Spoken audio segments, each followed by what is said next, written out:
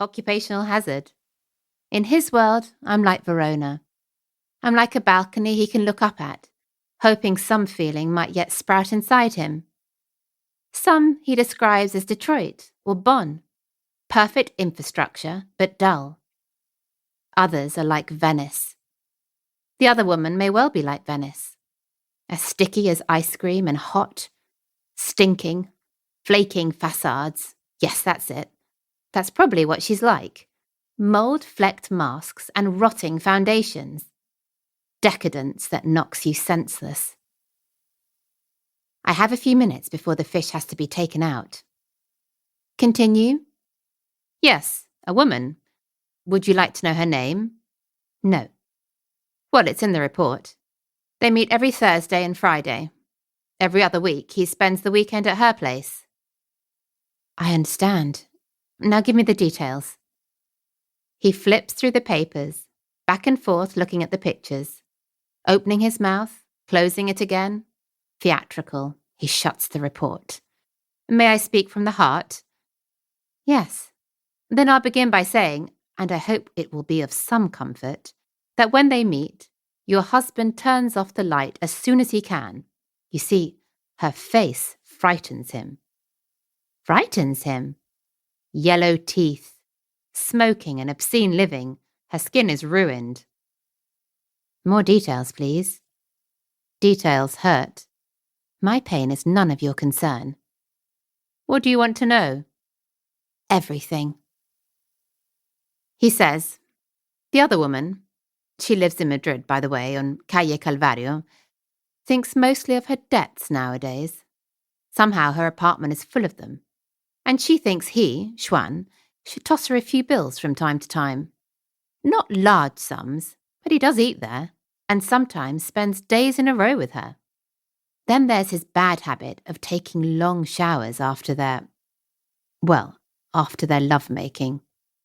He must use upwards of 300 litres sometimes, according to the woman's own calculations, which are probably incorrect. She isn't the sort of woman who's used to dealing with numbers, you get me? But she has pointed out to him that she grew up wanting, so it's not like she doesn't know how to run a household, but there are all those wasted hours, time she could have spent doing other profitable activities. She's preparing this talk she wants to have with Xuan carefully. Suggestions like these can be misunderstood. Is that so? Yes.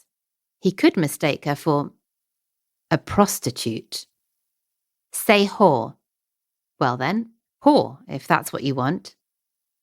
I take a drink. The heat spreads, as it does with this kind of whiskey.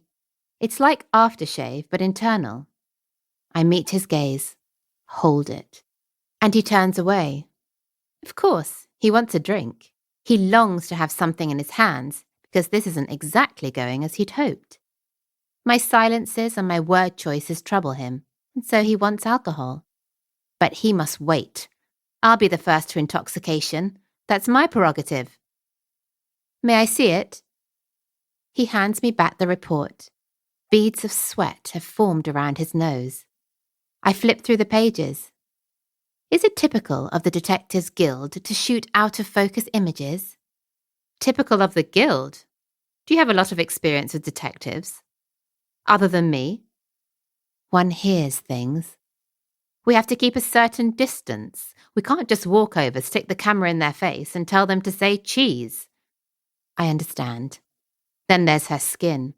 It takes a while before you see what's off about her face, but then you see it. A rough surface. Which he loves. Continue. The lines. There's something severe about them. She is not a beautiful woman. Which makes everything much worse.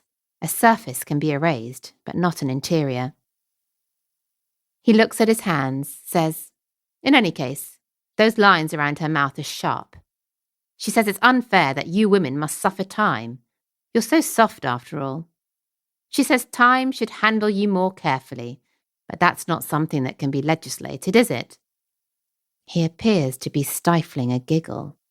I told you, he's bizarre, just like the report. But he gets going after that giggle, perhaps thinking he can talk it away, wash it down with word mush. Pointing.